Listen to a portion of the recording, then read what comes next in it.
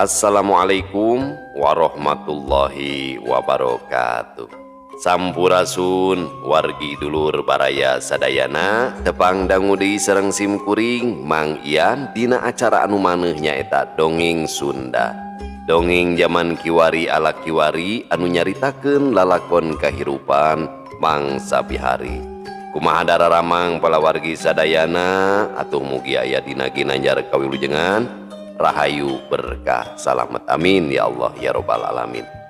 Dina wangki dieu simkuring sijamidangkeun hiji jejer carita anu judulna Ratu Jin Toloheor bagian anu katilu karya Kang Rompis II. Kumaha lalakon anu salajengna ieu Ratu Jin Toloheor sareng Nyi Mimi ya anu tugeran posisi.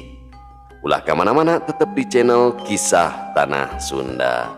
Namun satu acana dilajeng kade ulah hilap anu teu acan subscribe mangga di subscribe heula supados tiasa kenging notifikasi kanggo jejer carita anu salajengna.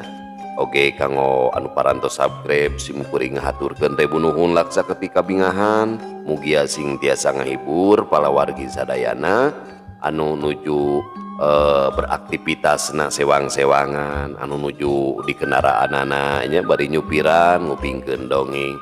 Ibu-ibu nuju masakna di padamelannya bari ngajait seueur eta teh di tempat-tempat konveksi bari ngupingkeun dongeng.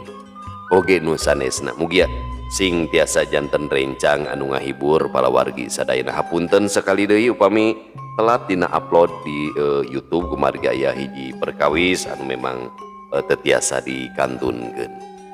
Sareng ulah hilap di like di komen supados aya interaksi di antawis urang duaan urang sadayana nya pala wargi. Oge ulah hilap di share dibagikeun nya ieu dongeng Sunda teh mugia wasilah pala wargi anu kersa nge-share ieu dongeng Sunda khususna di zaman kiwari dongeng Sunda tiasa nanjeur deui wasilah pala wargi sadayana. Amin ya Allah ya robbal alamin. Supados teu nyangkulong ting kana waktos hayu urang sami-sami ngabandungan ieu carita Ratu Jin Toloheor anu salajengna. Mangga kaparayun sadayana wilujeng ngadangukeun prung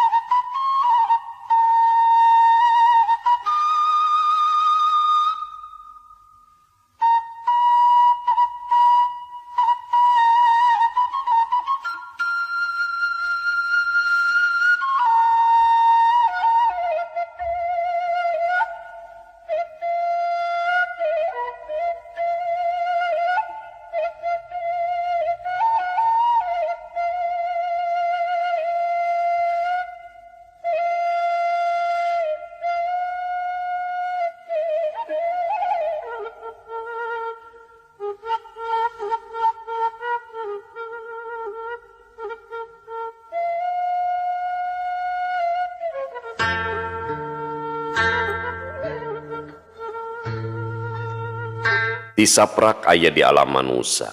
Ratu Arum loba pisan ngalaman kajadian anu matak aneh pikeun dirina.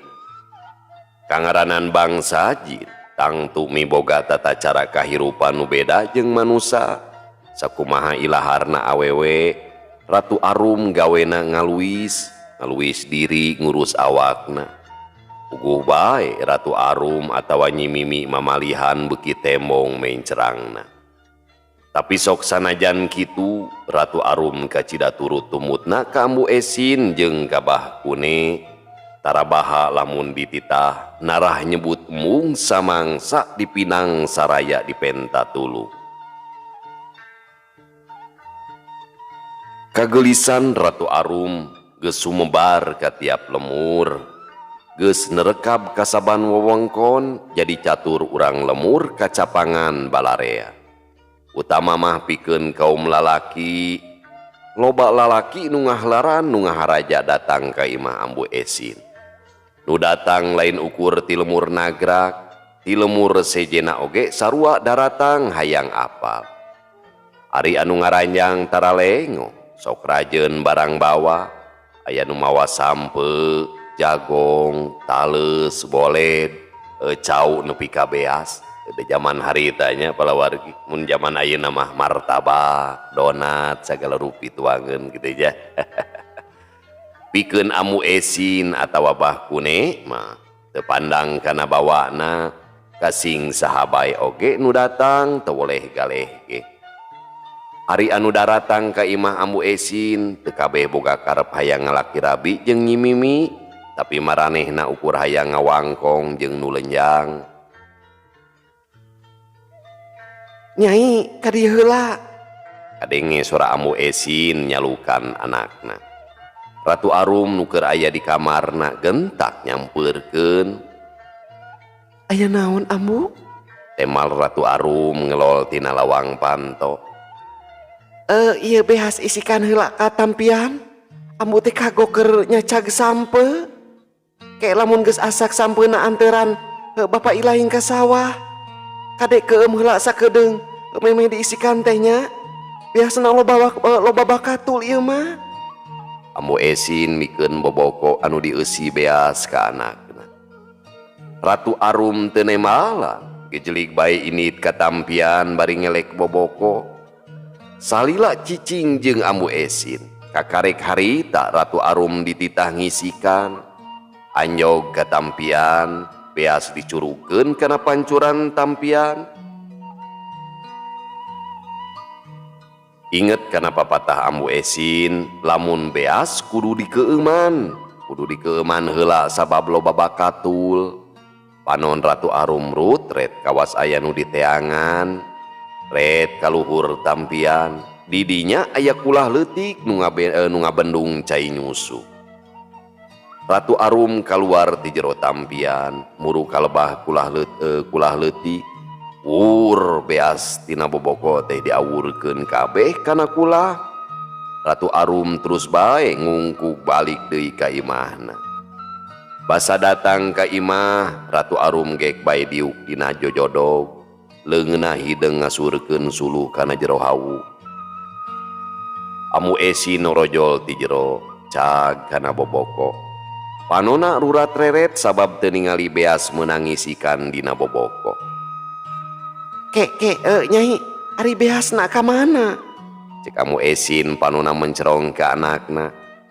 Har, kapan saur amu kedah dikeuman heula margi seueur bakatul? Dikeuman? Maksudna dikeuman kumaha ieu teh nyai? Amu esin menikerung bakatku bingung. Muhun dikeuman dina kulah tampian? Tema Ratu Arum teriuk-riuk. Aruk, dina kulah tampian? Kabina-bina teuing laing mah nyai. Ku harianeun kalakuan teh. Jaba beas ukur sakitu-kituna. Cek amu esin bari mencetan tarangna. Duh, aya rupana jadi geulis, tapi pikiranana jadi bodoh. Abdi tumampi kana kadar anu tumiba ka anak abdi Gusti. Gerentes amu esin ukur tumarima kana papasten nu maha kawasa. Burung palung bodoh gelo oge tetep bae anakna sorangan. Ratu Arum teu nemalan, cag kana boboko terus bae ini tidinya. Amu esin ukur nuturu ku paneuteup kanu ini. Euleut sawatara waktu Ratu Arum geus kadinya deui bari mawa boboko nu pinuh ku beas menangisikan. Boboko ditunda, Ratu Arum terus bae ka kamarna. Panon amu esin tangka bolotot ningali kana boboko. Kapan sih beas anu diisikan tadi teh ukur saleter. Ari datang deui saboboko pinuh moal kurang ti 10 liter. Nyai, kadieu heula sakedeung. Amu esin nyalukan ka anakna. Aya naon deui amu? Tema Ratu Arum ngelol tina panto. Lain itu nyai, kapan sidik tadi teh ngisikan teh ukur saleter, tapi ayeuna jadi saboboko pinuh. Itu ti mana beas nu sabenerna? Amu esin kacida penasaran, hayang apal ti mana datangna beas nu sakitu lobana. Kasieun anakna ngukud anu batur. Nyaho teuing atuh amu, beasna meureunnan eta mah paranahan. tema Ratu Arum ngaleos deui ka kamarna. Kamu sedoma wae nya baranahan teh. Gampang anakan meureun. Ngadengi caritaan anakna teh. Ambu Esin teu ngomong deui, najan pinuh ku kabingung, beas menangisikan ditagenkeun kana aseupan arek dikarihan. Tapi kudu sawareh-sawareh sabab beasna aya kana 10 leterna. Ari Ratu Arum leos bae ka goa. Sagana gentong beas, saya sabukur-bukur acan beas geus koredas. Ratu Arum rumasa numpang di imah bakune jeung Ambu Esin, manehna mung ngahesekeun kanu boga imah. Ratu Arum ngemat pangawasana, gentong diusapan lalaunan. Dumadakan gentong jadi aya beasan meh satengahna. Ku pangawasana Ratu Arum eta gentong beasna moal beak-beak. Lamun dicokot saleter, asup di saleter, kitu jeung kitu satuluyna. Dina wanci tunggang gunung, saanak bojo geus ngariung di pawon, minangka anu rada mahiwal teh, nyaeta sangu aya kana 2 bobokona, kawas arek hamin atawa arek syukuran. Bahkune ngareretan kana boboko, ngarasa helo ku pola Ambu Esin anu dedegler. Nyangu aya kana 2 bobokona. Ieu teh arek aya riungan hamin atawa kumaha ieu teh eta nyangu nepi ka sasangkleng kieu pokna bahkune bari mencerong ka pamajikanana. Sok bae geura dahar montong lobat tatanya deureun, nu penting mah beuteung seubeuh. Temal Ambu Esin panonna ngadila ka salakina. Dikitukeun teh ku Ambu Esin bahkune teu daekeun cumarita deui. Berak bae sarerea dalahar dengan sangu kawilang basajan, ukur aya pais impun lala berumbah samal goang diemohan ku seupan pucuk gedang.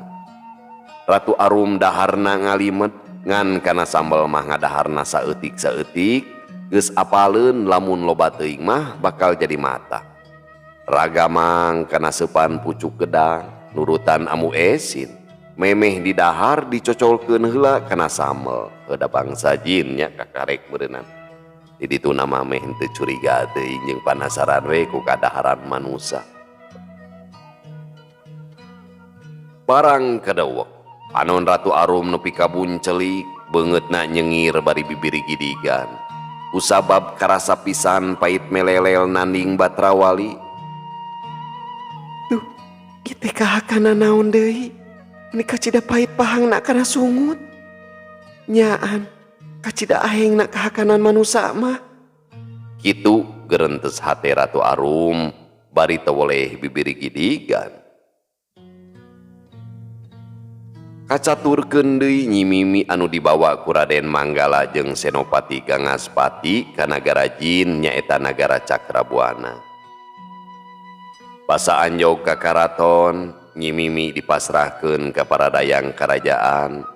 Ku para dayang Nyi Mimi dibawa ka kamarna.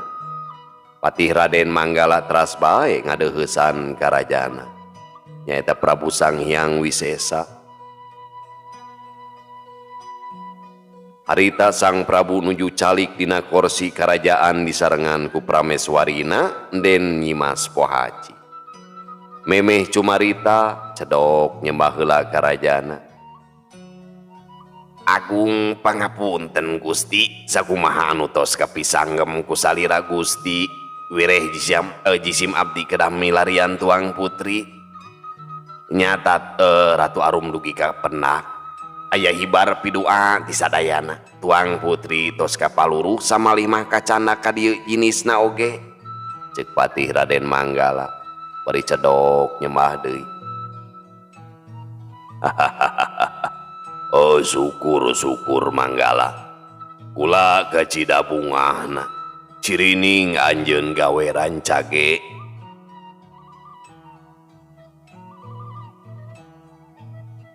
Kapan biasa nama lamun nyusud anak kula teh meakeun waktu mulan malen. Sakali deui Syukur. Kula ngerasa bunga Manggala. Di mana kapanggihna anak kula teh Manggala? Walar Prabu Sang Hyang Wisesa teras bae tumaros ka patih Raden Manggala. Katawis rarai Prabu Sang Hyang Wisesa ngemu kabinga. Hatur nuhun Gusti. Eta mah datos janten kewajiban jisim abdi salaku bebenteng nagara.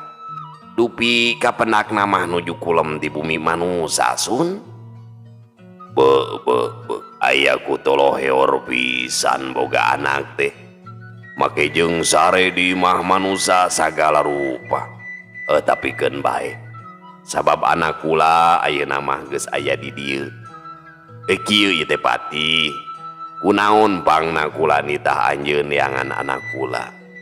Daya lian kula teh arek indit salila 2 bulan lunta ti nagara nyubadanan pangangkir Raja Wangsa Brahma ti nagara Kandaga. Kula indit dibarengan ku Prameswari. Ku hal eta pisan kula teh arek nitipkeun heula nagara ka anak kula. Nya ka Nyi Arum salila kula lunta ti nagara.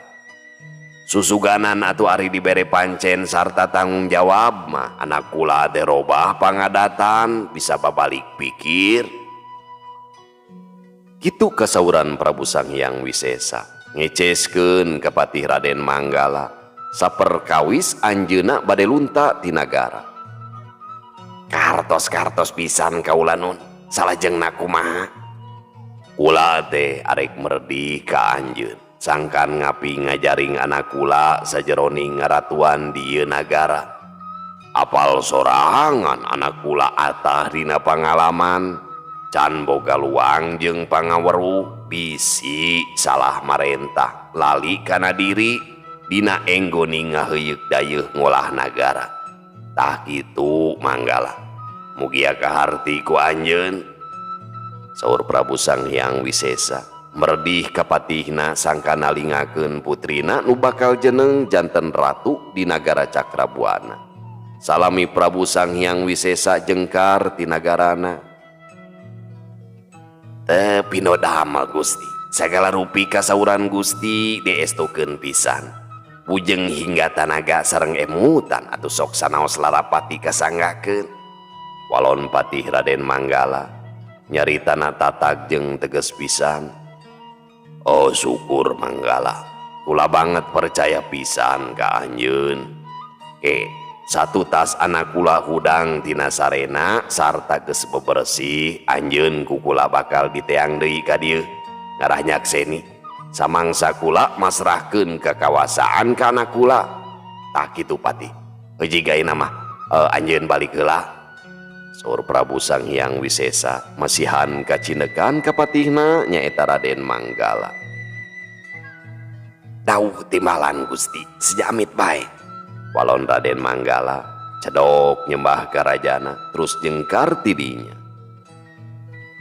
Kacaritakeun Nyi Mimi nu keur sare di kamar karaton nyaeta kamarna Ratu Arum.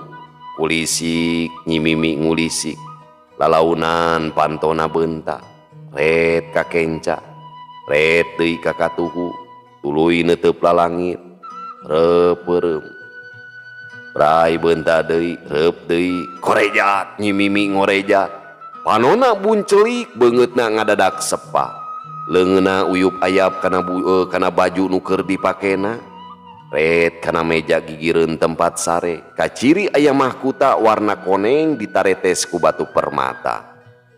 Nyi Mimi terus bae alak ilik nitenan kaayaan di dinya pangrasa keur aya di alam pangimpian. Kerewok jempolna digegel tetela karasa nyeri cirining lain ngimpi. Duh Gusti aya di mana abdi teh? Palang siang geus maot. Duh Abah ambu tulungan kuring. Hing Nyi Mimi ceurik bangun ka nyenyerian. Rasa kasieun jeung kabingung minuhan dirina. Sajongjonan mah Nyi Mimi ngading diut ceurik. Nyangakeun semapa ngabaktos Kanjeng Ratu. Gebeg Nyi Mimi ngaranjuk. keur ceurik ngadadak repe. Breh katingali aya 2 awewe keur andeprok bari nyembah. Panon Nyi Mimi molotot ningali ka eta 2 awewe. Nu taya lian eta teh para emban, ari eta 2 emban miboga rupa geulis sarta ngarora kene. Hapunten Kanjeng Ratu, isim abdi duaan kapi unyu ku Ratu Sepuh. Kedahnyana Kanjeng Ratu katirta mani kanggo ngebak. Cik salah saurang emban bari cedok nyembah. Leng sirah Nyi Mimi karasa lieur. Awahing ku bingung mikiran kejadian anu tumiba ka manehna. Nu inget dina pikirna manehna keur sare satuta salat tahajud, tapi mangsa lilir geus aya di tempat anu kacida ahengna. Nyi Mimi ngagideg-gideg sirahna bakating ku baluweng. Mangga urang angkat sasarengan Kanjeng Ratu. Cek salah seorang emban bari cedok nyembah deui ka Nyi Mimi. Sah aranjeun duaan teh? Cek Nyi Mimi sieun-sieun oge maksakeun tumanya. 2 emban silih reret jeung pada baturna ngarasa helo ku caritaan anak rajana. Kapan geus biasa maranehna duaan ku maula ka Ratu Arum. Cimot, Ratu Arum boa lulungu kene. Cek salah sahiji emban ngaharewos ka baturna. Nyaho teh ngik, uing ge bingung sidikan. Timbal baturna sarua ngaharewos. Nyi Mimi ukur ngabandungan para emban nu pating harewos. Tapi kalilaan mah Nyi Mimi ngagugu kana pamentana para emban, najan pinuh rasa kasieun, tapi Nyi Mimi oge banget ku rasa penasaran. Nyi Mimi digendeng ku 2 emban kebat asup ka hiji rohangan. Eta rohangan tempat mandina Ratu Arum. Barang sup ka jero rohangan, panon Nyi Mimi ukur molotot ningali rohangan nu kacida endahna. Lalangitna pating gurilap kawas make batu permata. Ubin hurung herang matak serap. Di tengahna aya kulah leutik paragi ngeueum. Beh luhurna aya pancuran make gambar hulu maung koneng emas. Di jero rohangan kacida seungitna meleber matak seger nungang seuna. Para emban ngaganti baju Nyi Mimi ku samping kebat tengah dada. Bari rumegag Nyi Mimi lalaunan asup ka jero kulah karasa caina haneut jeung lemes kana kulit. Para emban ukur nyerangkeun kanu mandi bari pating harewos lantaran kulit ratuna kacida bedana. Nu biasana bodasnya cas kawas kapas ayeuna jadi hawuk jeung belang. Ari awak Nyi Mimi memang belang, beheung jeung beungeutna hawuk, tapi awakna mah bersih najan teu bodasnya cas oge. Leungeunna tina siku ka hareup sarua hawuk balas ka penterang panon poe, heuda biasa ka sawah jeung ka kebon. Ngan untung sukuna mah teu hawuk lantaran tara ka penterang kahalangan ku sampingna. Sanggeus ngarasa cukup tina mandina, Nyi Mimi cengkat terus bae pada ngagendeng ku para emban. Sir kawanitaan Nyi Mimi ngabarasat sabab tirta manik ngabogaan hiji kakuatan sarta bakal nyurup nyuwun ka sing sabae anu mandi di tirta manik. Satu tas aya di kamar, para emban milihan baju ke ratuna. Rap Nyi Mimi make baju kabaya hejo ngora dikemben nengah dada. Kahandapna sinjang lereng lokat mala nengah bitis ulah soklat gurat emas. Buukna disanggul gelung rumbai kaciri rambut amis cauna ngagerbay kana tarang. Mahkuta emas dipapaes ku batu permata geus dipake dina sirahna. Nyi Mimi geus salin jinis jadi ratu geulis campernik matak serap nu nenjo. Najan beda pakulitan jeung Ratu Arum, tapi keureut beungeutna tamleg pisan. Pon kitu deui dina tangtungan teu miceun sasieur. Leumpangna oge sarua ngalangyor meong congkok. Digendeng ku 2 emban, Nyi Mimi asup ka rohangan paragi dahar. Didinya geus nyampak para dayang, samangsa Nyi Mimi asup para dayang hempak merbayak sanyarembah ka Nyi Mimi. Tugas jadi Ratu Agung di Nagara Cakrabuana. Nyi Mimi gek diuk dina kursi. Panona ngareretan ka sakuliah eta rohangan. Para dayang tarungkul awahing ku ajri, para emban aremok nganti panita. Panon Nyi Mimi nitenan kadaharan jeung inuman nu ngaleuya dina meja. Nyi Mimi nyidik-nyidik kana kadaharan, tapi weleh teu apal kusabab kakarek nempo mangsa harita. Nyi Mimi katarik ku sangu nu cikruh ku samara kawa sangu tumpeng, ngan ieu mah sanguna baradag jeung paranjang. Eta sangu dihijikeun jeung sabangsa sayur katut daging meunang nyiksi. Lamun di bangsa manusa mah disebutna teh sangu biryani. Samemeh Nyi Mimi nyokot piring kapiheulaan ku emban, kapiheulaan manten diasongan ku emban. Unjuk semangga Kanjeng Ratu, bade tuang sareng naon? Nyi Mimi nunjuk kana sangu biryani. Emban ngawadahan kana piring emas, sok ditunda hareupeun Nyi Mimi. Bari asa-asa Nyi Mimi nyomot sangu, dihuapkeun. Tetela karasa ngeunah, kop kana dagingna karasa hipu jeung guranyi. Dekul bae Nyi Mimi dahar bangun kokomoan. Kawas kokoro mangih mulud, sangu meh peren dihanca ku sorangan. Para emban ukur silih reret jeung pada baturna.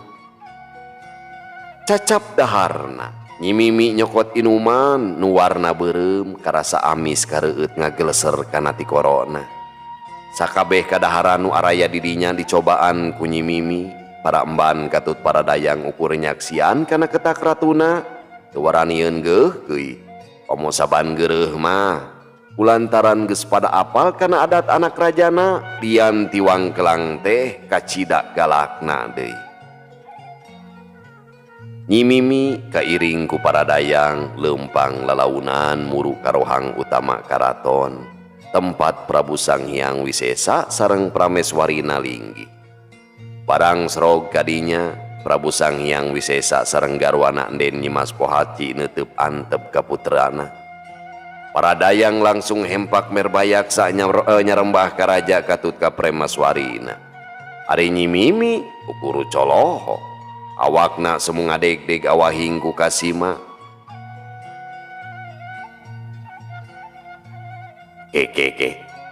Nah aku naon bet kadon ngajengjen di dinya Nyai, saur Prabu Sanghyang Wisesa.